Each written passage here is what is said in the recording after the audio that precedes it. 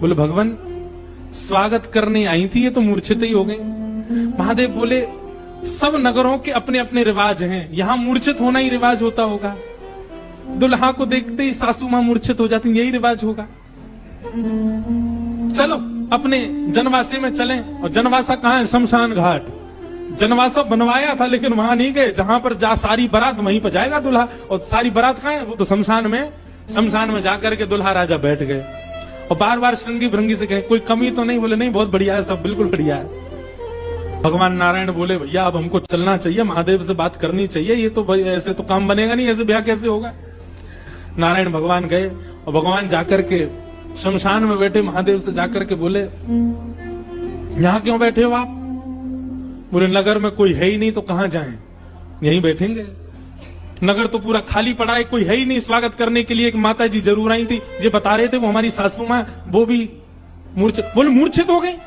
शंकर जी बोले मूर्छित नहीं हुई, सत्यता हम बता रहे हैं आपको। तो क्या हुआ था? बोले हमने उनकी थाली की ओर देखा, थाली में वो जल का लोटा लेकर के खड़ी थी। जल का लोटा उन्होंने फेंक दिया। क्यों फेंक दिया? उन्होंने सोचा जब हमारे दुल्हा की जटा से ही गंगा निकल रही है तो इनको सामान्य लोटा क्या दिखाएं हम, इसलिए उनका लोटा गिर गया। हमारे जटा पर जब उन्होंने सुंदर चंद्रमा को बैठे देखा तो उन्होंने कहा जिसका तिलक ही चंद्रमा है उसको हम रोरी चावल क्या लगाएं, इसलिए रोरी चावल छूट गए। नारायण भगवान बोले हमने सुना आपकी सासू मां मूर्छित हो गई। बोले मूर्छित नहीं हुई तो दुनिया की सास जमाई की आरती करती हैं, बलैया लेती हैं, दामाद सासू को प्रणाम करता है, पर हमारे रूप पर न्योछावर होकर हमारी सासू मां ही दंडवत करने लगी हमें। मूर्छित नहीं हुई है। शंकर जी को हृदय से लगा कितने भोले हैं आप। यहां नारद जी पहुंचे। अब महाराज अंदर तो मातम बन रहा था, सब लोग पार्वती जी को घेर करके बैठे हैं।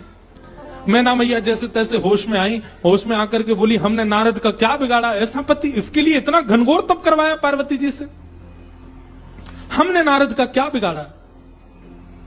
हा हा। नारद जी महाराज तभी आ गई।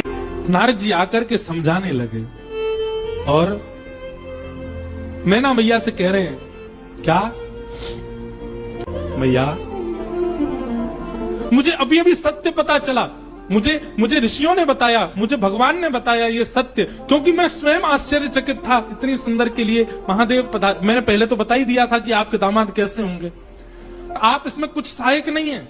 आपकी पुत्री जो है ये साक्षात जगदम्बा है, साक्षात भवानी है, ये साक्षात सती रूपा है। पहले यही सती रूप बनकर के आई थी, महादेव की अर्धांगिनी बनी, किसी